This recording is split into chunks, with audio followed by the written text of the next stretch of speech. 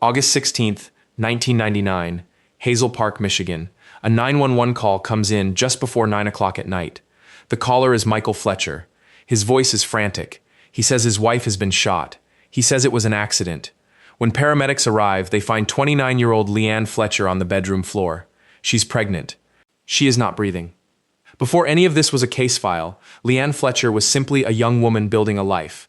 She met Michael Fletcher while they were both students, studying pre-law together. While he pursued his law degree, Leann worked in sales. Her income, for a time, was what kept them afloat. When Michael finally graduated and built a career as a criminal defense attorney, Leann got the life she'd wanted all along. She became a stay-at-home mother. At 29, Leann's world centered on home. Friends and family remember her as caring, devoted, and fiercely protective of her young daughter. She wasn't chasing a career or a spotlight. She was raising a child, keeping a household, and looking forward to the family she and Michael were building together. By the summer of 1999, that family was about to grow. Leann was pregnant with her second child.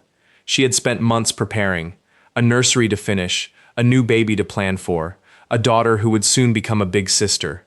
To everyone around her, this was a woman with a future laid out in front of her. A second child, a growing family, years still ahead. What no one around Leann understood, not her parents, not her friends, not even she herself, was that on the night of August 16th, 1999, two lives would end inside that house. Hers, and the child she never got the chance to meet. On the surface, Michael Fletcher looked like exactly what a grieving husband should look like. He answered questions, he cooperated, he told officers he had no idea who would want to hurt his wife. But the deeper investigators looked into the Fletcher marriage, the more that picture started to change.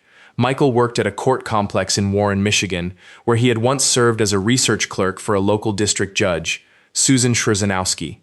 Sometime around 1997, that professional relationship turned into something else. Michael began an affair with her, even while he was still married to Leann and raising a young daughter at home. It wasn't a brief lapse.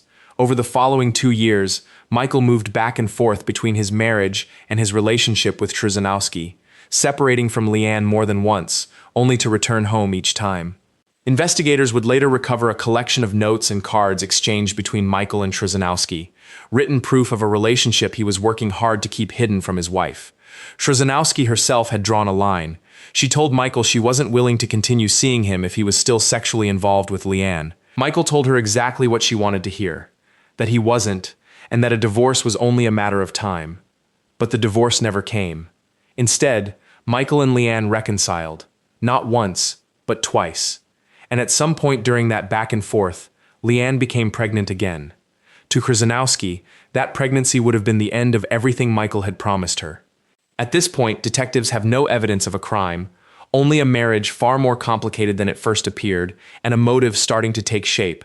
And soon, one specific event, a trip to a shooting range neither of them had ever taken before, would become impossible to ignore.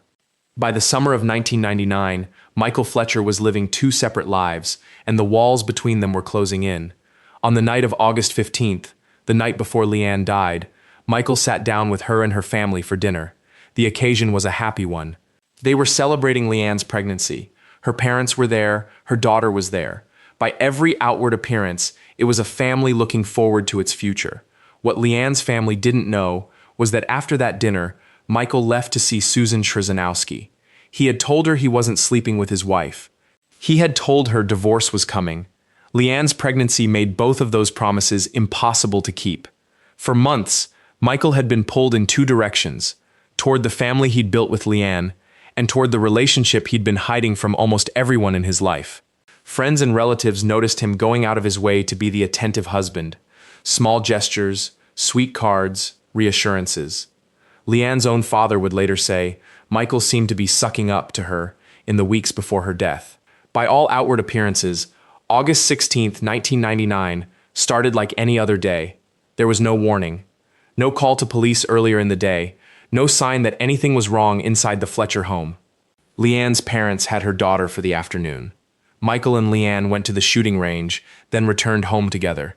According to Michael, the two of them had sex once they got back. Then, he says, he left the bedroom, and that's when he heard the gunshot. Only two people were in that house when it happened, One of them is dead, the other is the only witness. Michael's account was straightforward. Leann had been reloading the pistol they'd just used at the range. It went off. He wasn't in the room. It was a tragedy, nothing more. But almost as soon as investigators stepped into that bedroom, the story started to come apart. The wound itself raised the first red flag. The bullet had entered through Leann's ear and traveled in a straight, level line, consistent with a shot fired from at least 12 inches away. Investigators said a person would essentially need impossibly long arms to produce that kind of entry wound on themselves. Self-inflicted wounds from a handgun typically don't look like this one did. Then there was the residue. If Leann had fired that gun herself, her hands and arms should have shown gunpowder soot. They didn't. And there was Michael himself, strikingly clean for a man who claimed he'd run to his dying wife's side. Investigators noted he had almost no blood on him, not the amount you'd expect from someone trying to find a pulse on a person with a head wound. Detectives began theorizing something else entirely, that the shooting range trip hadn't been about teaching Leann to shoot at all. It had been about explaining away gunpowder residue that might later turn up on Michael's own skin and clothing. The story Michael told, and the story the evidence was beginning to tell, were no longer the same story. Soon, the evidence itself, fibers, blood, and the angle of a single bullet, would speak louder than anything Michael Fletcher had said. Paramedics reached Leann Fletcher within minutes of Michael's 911 call. She was unresponsive on the bedroom floor, a gunshot wound to her head. Despite efforts to revive her, she was pronounced dead at the scene. Leann's family was left to process not one loss, but two: Leann and the child she was carrying, a daughter without her mother, parents without their child, a pregnancy that would never reach its end. In the immediate aftermath, most people who knew the Fletchers accepted the explanation they were given. A gun, an accident, a young wife and mother, gone in an instant.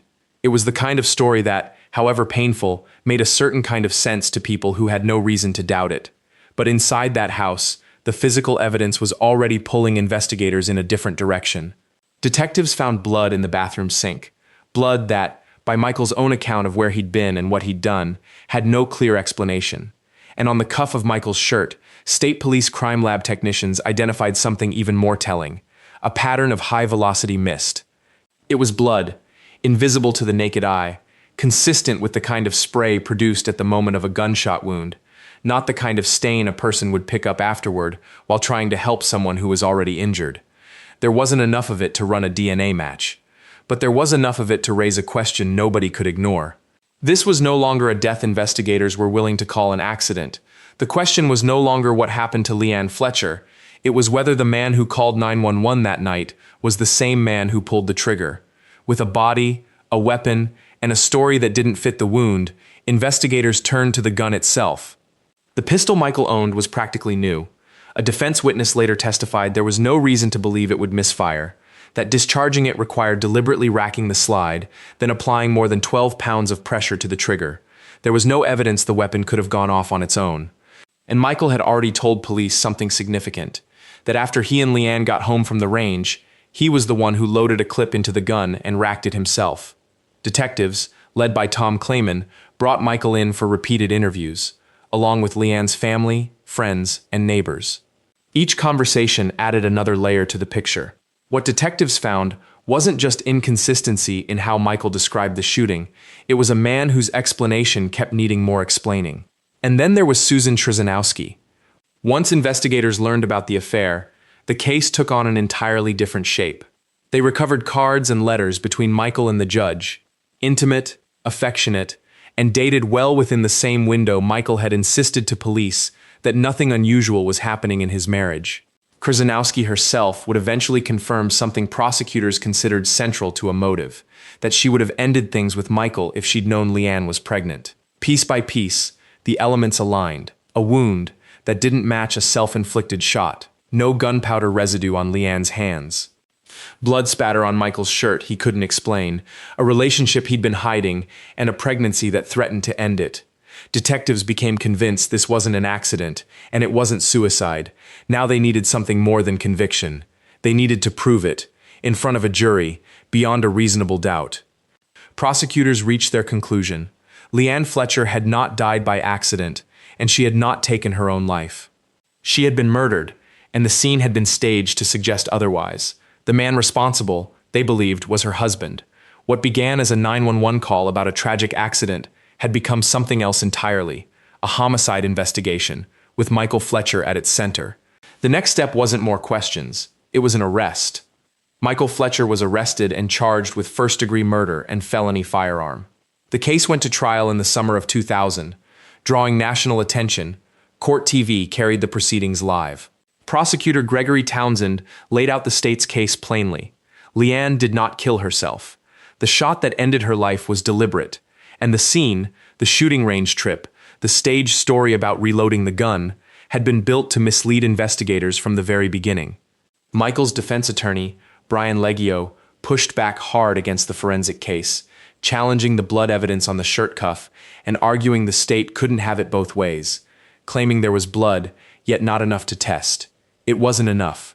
The jury rejected both the accident and suicide theories. They convicted Michael Fletcher of second-degree murder and felony firearm.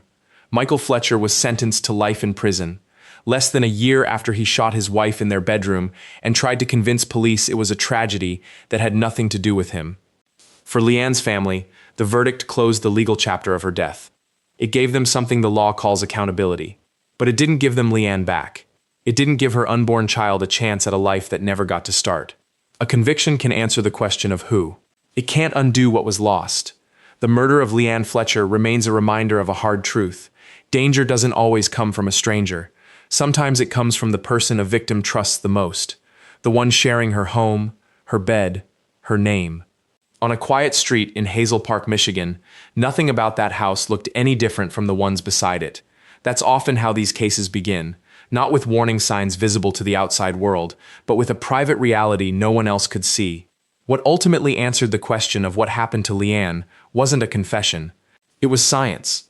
A bullet's angle, the absence of residue, a pattern of blood too small to test, but too telling to ignore. Forensic evidence gave investigators a voice for Leann when she no longer had one of her own. But beneath the science and the verdict is a far simpler loss: a mother, a daughter, a friend, and a second child who never had the chance to be born. Leann Fletcher's story isn't remembered for how she died. It's remembered for the life she was building, the daughter she was raising, the family she loved, and the future that was taken from her far too soon.